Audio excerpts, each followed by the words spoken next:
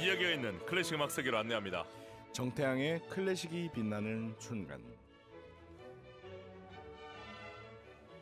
들을수록 좋아지는 클래식 음악, 재미있게 듣고 더 친해질 수 있습니다. 오늘도 클래식 음악 세계로 우리를 안내해줄 피아니스트 정태양, 안녕하십니까? 네, 여러분 안녕하세요. 피아니스트 정태양입니다. 제가 이렇게 화면으로 반갑게 인사를 하는데 이렇게 시크하게 앞보만 이렇게 보고 계십니까? 부끄러워서 못 보잖아요. 7월 한 달 동안 슈만과 사랑을 잘 나누셨습니까? 네, 7월 한 달간 제가 줄라이 페스티벌에서 네. 슈만의 가곡, 그리고 무반주 합창곡, 그리고 오케스트라와 함께한 합창곡, 그리고 오페라까지 굉장히 여러 장르의 많은 곡들을 연주했는데요. 보람이 있었고 또 많은 관객분들께서 찾아와 주셔서 저도 행복한 시간이었어요.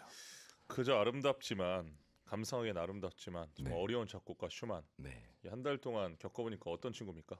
굉장히 까다로운 친구라는 생각이 들어요. 뭐랄까, 진입 장벽이 그렇게 낮지 않다. 좀 샤이한가요? 샤이한 것 같고 열등감도 많은 것 같고, 하지만 그 안에 정말 터져나갈 것 같은 이런 천재성이 있는 그런 작곡가인 것 같아요. 지금 기억을 더듬어 보면 네.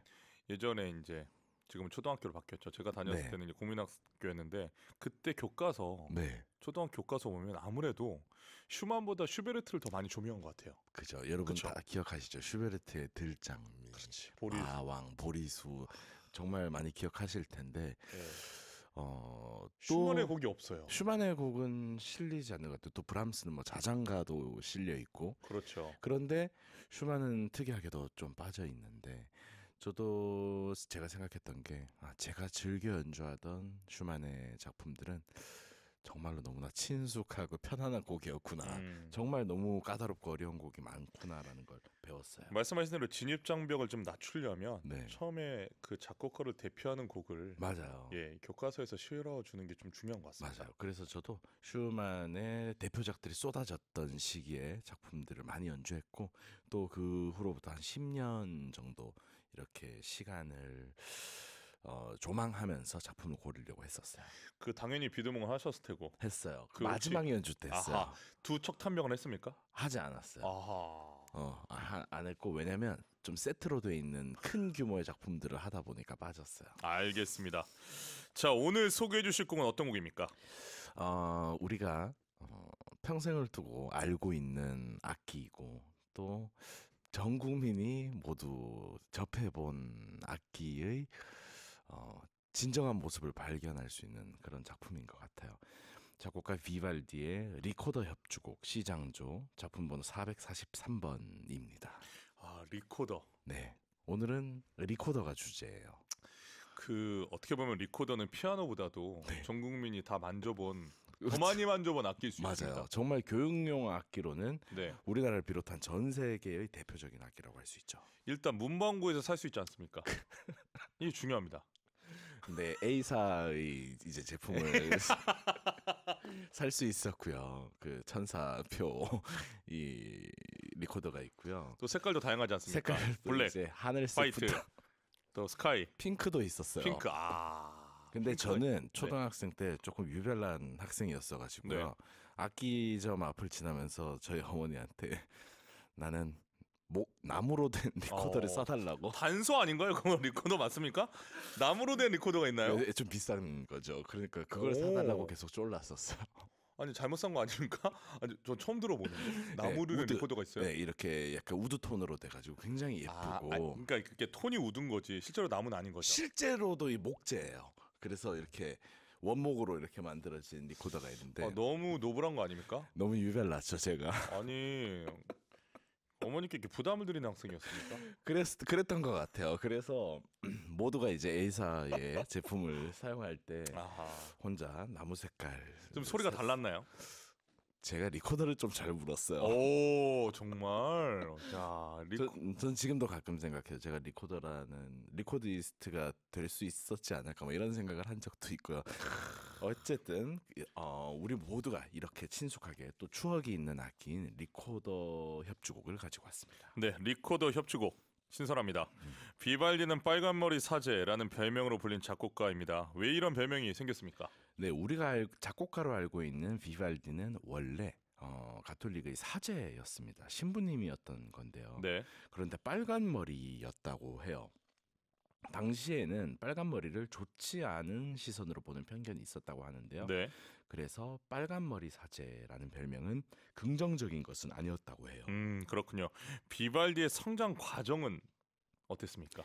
네, 1678년 그러니까 굉장히 오래된 시대고 지금으로 시기적 구분으로 따르자면 바로크라고 할 수 있을 것 같아요. 네. 이때 이탈리아의 베네치아에서 태어났습니다. 당시에 큰 지진이 났었고 무척 혼란스러운 상황에서 어머니가 예정보다 빨리 비발디를 낳았다고 합니다. 지금 이렇게 말씀드리니까 비발디가 태어날 때 지진이 있었는 것 같은데 그게 아니라 당시에 이제 그런 자연재해가 있었다고 합니다. 그리고 빨리 나왔다 보니까 몸이 네. 무척 약했다고 해요. 아하. 그리고 비발디의 아버지도 음악가였습니다. 그래서 베네치아의 산마르코 대성당에서 바이올리니스트로 활동을 했고요. 아버지의 영향으로 비발디는 어린 시절부터 음악에 관심을 가졌고 또 아버지에게 음악 교육도 받습니다. 그런데 아버지는 아들을 음악가로 키우고 싶어 했던 것 같은데 앞서 말씀드린 것처럼 아이가 너무 몸이 약하다 보니까 신께 의탁한다는 마음으로 신부의 길을 걷게 했다고 합니다. 거의 400년 전 얘기입니다, 지금. 네, 맞습니다. 그렇죠. 비발디는 사제로서 어떤 사람이었습니까? 네, 1703년에 가톨릭 사제로 서품을 받았는데요. 네.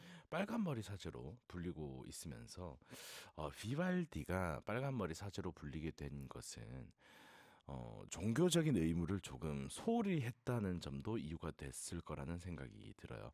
전해지는 이야기에 따르면 건강상의 이유로 미사 집전 중에 성전에서 나와서 작곡을 하기도 했다고 합니다. 건강상의 이유로요? 네, 그래서 비발디는 신의 사역보다는 음악이 우선이라는 신념을 가지고 있었고 사제인데 음악 작곡을 우선으로 하는 이런 종교적인 임무를 소홀히 하는 것을 비난하는 목소리도 있었다고 합니다. 비난하는 목소리가 아니라 이거 업무 태만 아닙니까? 그렇죠. 네. 비발디가 또 네. 이 오페라 작곡가로서의 음. 욕심이 있지 않았습니까? 네, 지금은 사실 공연되는 작품이 없어요. 이 시기의 작품은 굳이 공연되는 걸 꼽자면 핸델의 작품들은 있을 것 같고요. 그런데 이 비발디는 다수의 오페라를 사실 작곡을 했습니다. 이 오페라 작곡이 그에게 중요한 수입원이 됐기 때문인데요. 당시 베네치아는 무역이 굉장히 활발한 도시였기 때문에 오페라 공연이 활발했고 중심지라고 할 수 있었어요. 그래서 비발디는 많은 작곡가들과 치열한 경쟁을 벌였고요. 그는 자신의 작품이 공연될 극장을 직접 소유하기도 했고 또 작품이 공연될 수 있도록 정치적으로 사회적 관계를 적극 활용했다고 합니다. 야, 예술 경영 1세대는 비발디였구만. 비발디 그러면서 또 사제이기도 하고 정말 대단한 사람인 것 야, 같고요. 직업이 지금 몇 개입니까? 대단한데요. 아니 근데 좀 제가 짚고 넘어가야 될 부분이 네. 극장을 직접 소유하게 됐어요. 극장장이었습니까? 네, 극장을 소유하게 된 거죠.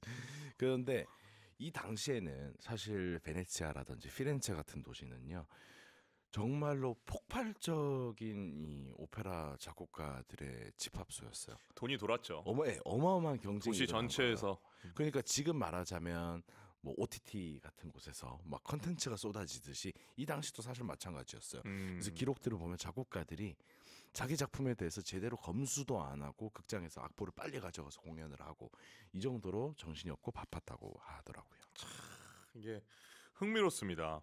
이 우리가 상상 문헌으로만 보지 않습니까? 그때 당시에 이제 사진도 없었기 때문에 네. 그림과 문헌으로 보는데 500여 년 전에 와 그렇게 무역 도시로서 활발했던 베네치아 안에서 정말 사람들이 많이 돌아다니고 이 봐야 하는 오페라가 활성화가 돼서 작곡가가 비발디가 이 작곡가 경쟁을 했다라는 사실도 전 너무 흥미롭게 지금 들려집니다. 그러니까 어떤 가수가 출연하느냐에 따라서 또 어떤 명성 있는 사람이 이 작품 괜찮다라고 말 한마디를 해주면 흥행이 좌우되기도 했거든요.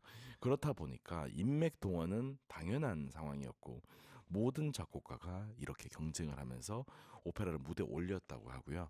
그러니까 지금 우리 기억에 남는 그 작곡가들은 정말 수많은 사람들 중에서 선택받은 이들이고 또 지금까지 악보와 그 사람의 생애가 전해 내려오는 위대한 작곡가들이 아닐까 생각이 들어요. 흥미롭습니다. 근데 이렇게 그 경쟁을 뚫고 비발디 오페라가 많이 올랐을 텐데 네. 지금 비발디 오페라가 상연되지 않는다는 사실이 좀 맞아요. 저는 슬픈데요. 맞아요. 그런데 이제 아리아들은 굉장히 많이 남아서요. 이제 많은 분들이 부르고 있고 또 학교에서도 교육을 하고 있고요. 대학교 1학년 때부터 교육을 하고 있고 그래서 의미가 있는 작곡가 같아요. 뭐 일단은 제가 보기엔 기울어진 운동장 같은데 네. 그 사제와 작곡가 이 비발디는 둘 사이의 균형을 맞췄습니까? 모르겠어요. 이 당시의 분위기에서 보니까 사제와 작곡가 지금도 예를 들면 작곡을 하시는 사제들이 계시거든요. 가톨릭에서 성가를 쓰고 또 연주를 하시는 분들도 계시고. 근데 이 당시에 이렇게 작곡가로서 경쟁을 하는 상황 속에서 과연 이 교회에서 미사를 집전할 수 있었을까 하는 생각이 들고요. 그리고 제 생각에는 아까 전에 이 미사 중에 뛰쳐나왔다 그랬잖아요. 그러니까 나올 수밖에 없을 것 같아요. 오페라라는 게 그 시간이 굉장히 긴 작품인데 그거를 써내려면 정말로 바쁘지 않았을까 하는 생각이 듭니다. 저는 이때 연락도 참 궁금해요. 지금처럼 핸드폰이 없는 시기인데 그렇죠. 뛰쳐나가야 되는 시기를 아는 것도 전 신기합니다. 뭐 해를 보고 나가나? 아니 어떻게 나가야 되죠? 촛불을 보거나 뭐 그냥 그것도 다 그냥 느낌 아닙니까? 맞아요. 지금쯤 3시 되지 않았을까? 지금쯤 작품을 써야 한다. 그러니까 제가 보기에 이 사제중 뛰쳐나갔다, 네. 작곡을 했다 이거는 그냥 작곡하고 싶었던 겁니다. 맞아요. 이거. 예, 이건 뭐 너무 문제가 아름답게 우리가 포장해도 안 된다고 생각합니다. 자, 비발디의 작곡 스타일은 당시에 파격에 가까웠습니까? 굉장히 혁신적이었습니다. 아하. 특히 그의 협주곡에는 리토르넬로 형식, 그러니까 이제 돌아가는 반복적인 어떤 형식을 발전시켜서 예, 독주악기와 오케스트라 간의 대화를 강조했습니다. 이러한 스타일은 그의 작품의 활기와 다이나믹을 더해주었고 후대 작곡가들에게도 큰 영향을 미쳤습니다. 아 그렇군요. 비발디는 뭐 오페라뿐만 아니라 다른 작품들 무수하게 남기지 않았습니까? 네, 일단 협주곡을 500곡이 넘게 남겼어요. 그런데 그래도 조금 이해는 되는 게 모차르트의 협주곡만 해도 35분 이렇게 시간이 되고요. 네, 또 브람스의 협주곡은 50분씩도 시간이 돼요. 예. 근데 비발디 시대의 협주곡이라는 장르는 1, 2, 3악장 다 합쳐도 15분이 넘지 않았어요. 좀 짧구나. 좀 나아요. 그래도 음. 500곡은 사실은 진짜 길긴 길죠. 500곡에다가 그 다음에 또 오페라는 몇 편이죠? 40여 편을 작곡했어요. 40여 편. 네. 가능한가요? 정말 기계처럼 써내지 않았을까라는 생각이 들어요. 아니 지금 협주곡을 모차르트 시대에서 35분, 40분 봤는데 그렇죠. 지금 15분 보셨잖아요. 네. 이때 당시 오페라는 몇 분입니까? 이 당시 오페라는 그래도 1시간 반이 넘어요. 그렇습니까? 네, 그렇게 짧지는 않아요. 30분 이렇게 되지는 않고 물론 오페라마다 극마다 이제 다 차이가 나겠지만은 그렇습니다. 야, 이게 오페라 40편, 협주곡 500편 이건 어마어마한 숫자인데. 그렇죠. 그리고 종교 음악도 또 썼고 미사에 이제 사용되는 음악들도 이거 본인이 다 작곡한 거 맞습니까?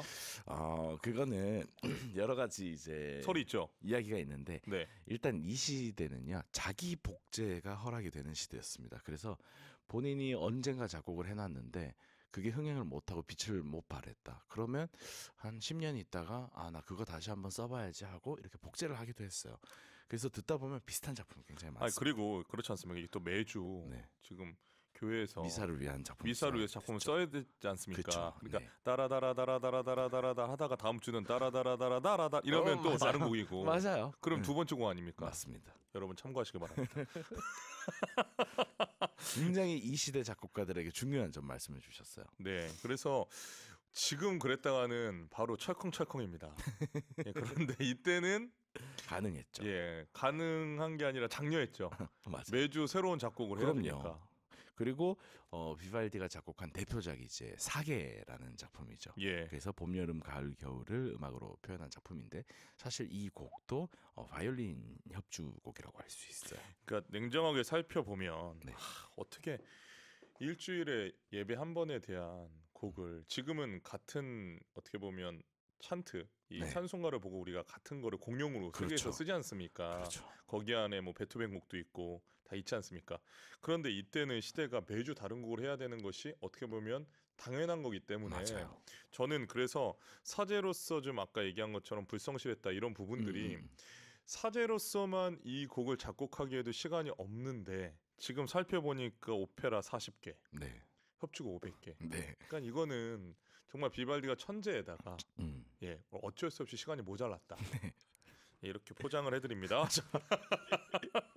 오늘 주제 음악인 리코더 협주곡 시장조 리용모라 443은 언제 작곡했습니까? 네, 1728년에서 1729년 경에 작곡되었다고 합니다. 네. 이게 한 400년 전이다 보니까 기록이라는 것이 지금 우리의 입맛에 맞을 만큼 그렇게 정확하게 기록은 되지 않는 것 같아요. 그래서 이 시대는 여러 가지 이야기들이 존재하고 학자들마다 의견도 많이 다른데요.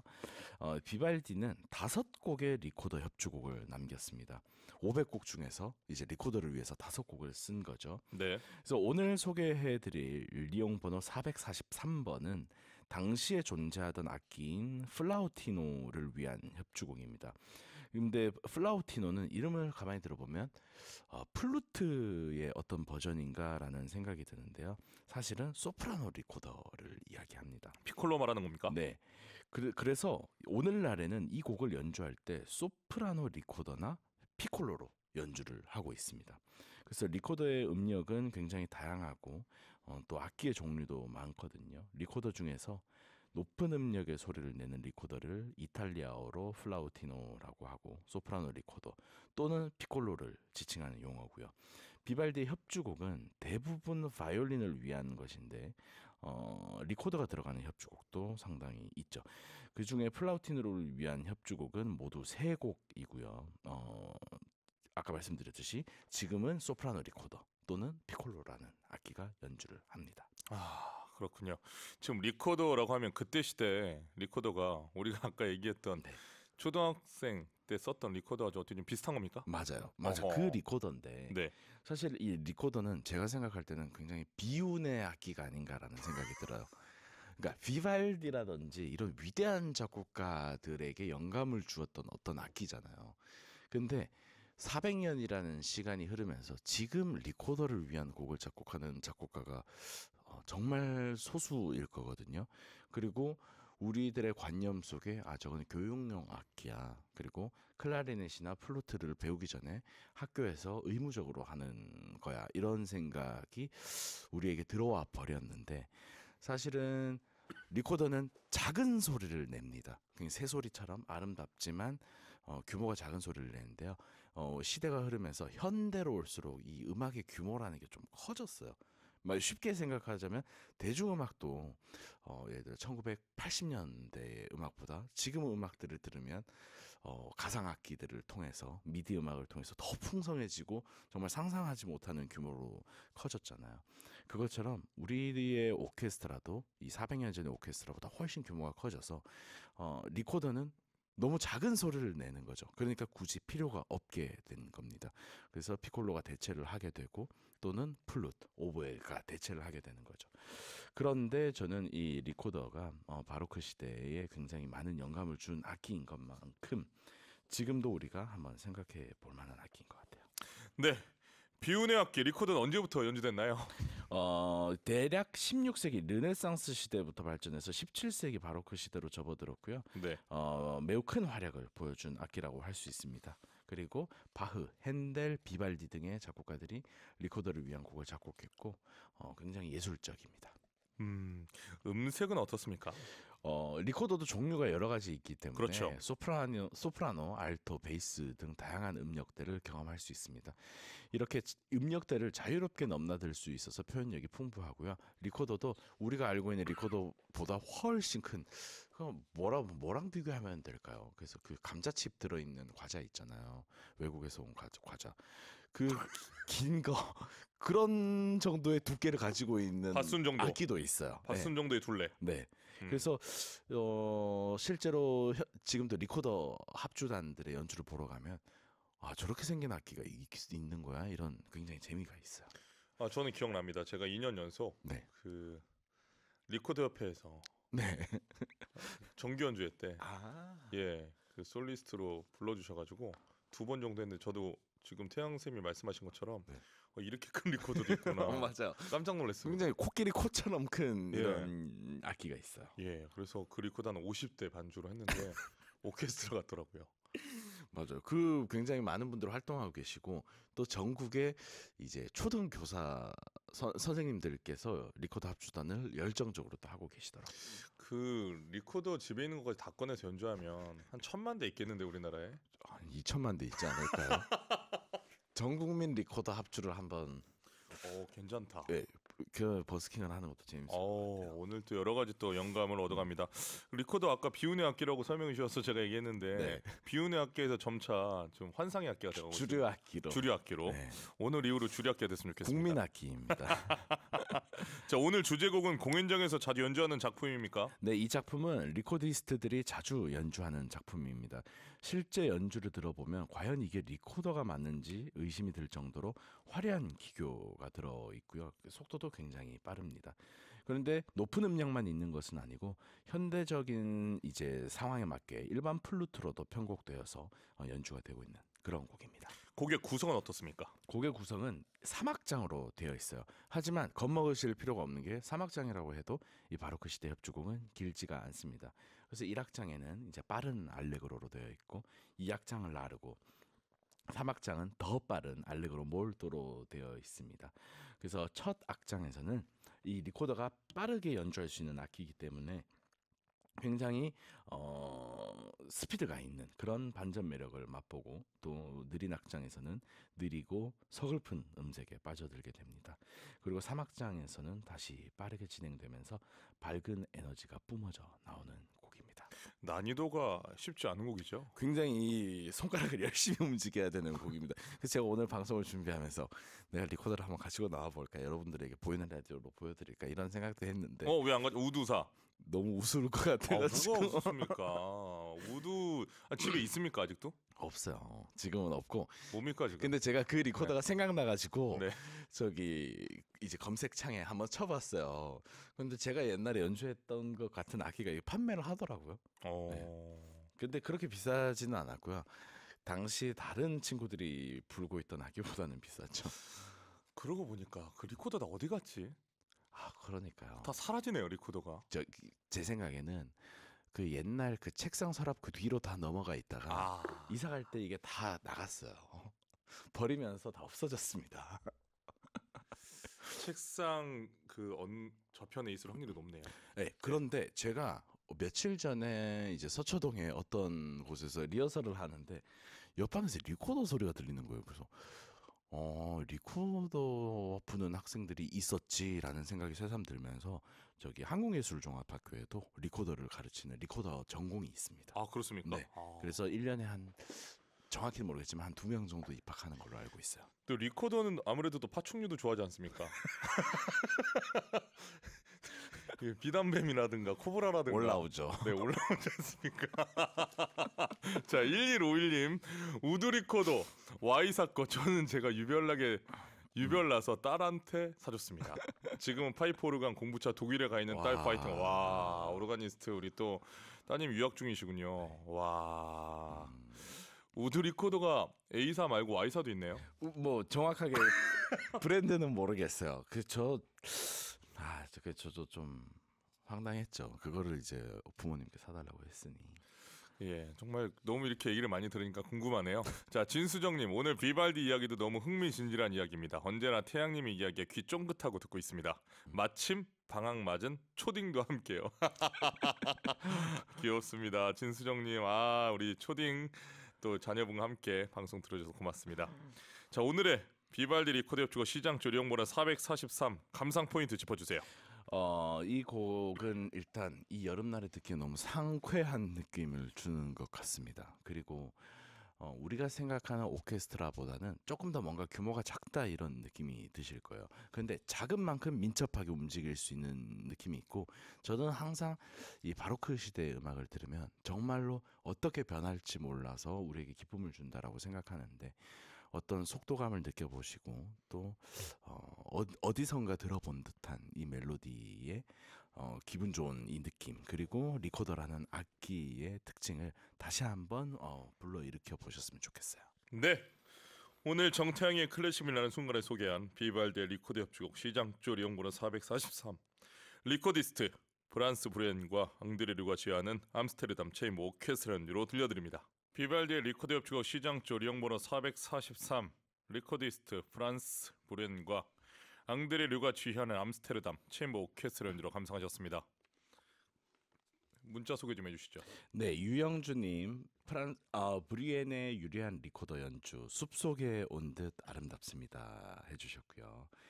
진수정님 같이 방송 듣고 있던 초등 아이가 눈이 동그래졌어요. 리코더 정말 맞아? 이게 내가 부는 악기라니 하면서요. 우리 진수정님 자녀분이 나중에 훌륭한 리코디스트가 됐으면 좋겠어요. 그러니까요. 오늘 또 경험을 하셨으니까. 정말 이게 리코더라고 생각하기에는 정말 충격적인 어떤 음악인 것 같아요. 그리고 김윤서님 취미로 리코더를 공부하는 친구가 있는데요. 8종류의 리코더를 보여주더라고요. 와, 그 친구분 진짜 대단하시네요. 제가 봤을 때는 판매상인 것 같습니다. 아니 우리 아마추어 음악인들이 정말 대단하세요. 저 기억이 떠올랐어요. 현님 숙제 안 해오면 리코더로 손바닥 5대씩 맞았던 기억도 있네요. 그 단소 갖고 가는 날은 단소로 맞고 단소가 더 아픕니다. 단소가 더 아파. 단소가 더 아픕니다. 약간 붓거든요. 전 맞다가 단소가 부러진 기억도 있어요. 나 갑자기 생각나네. 와, 현님 너무 고맙습니다. 잊고 있었던 저희 소중한 추억을 오늘 현님 덕분에 다시 소환했습니다. 자, 아이다님 메시지도 읽어주세요. 네, 아이다님 초딩 때 불던 리코더 3개 중에 마지막에 쓰던 제일 좋은 것은 지금도 있어요라고 해주셨어요. 좋은 거 소장하고 계시는군요. 그러니까요, 3개나 쓰셨네요. 뭐 어떻게 컨디션 따라 다른 겁니까? 그러니까요. 와, 흥미롭습니다. 이 리코더 가져오길 잘했네요. 네. 인기가 좋습니다. 그리고 노이주님 저희 애도 학교에서 리코더를 3년째 불다 보니 연주를 꽤 잘하더라고요. 리코더는 학교 음악 교육에서 필수 불가결한 아이템인 것 같아요라고 해주셨어요. 지금 생각해 보니까 리코더를 이렇게 교육학교로 쓴 건 참 잘한 것 같습니다. 그러니까 간편하고 네. 그리고 이 보급되기가 너무 좋고. 예. 네.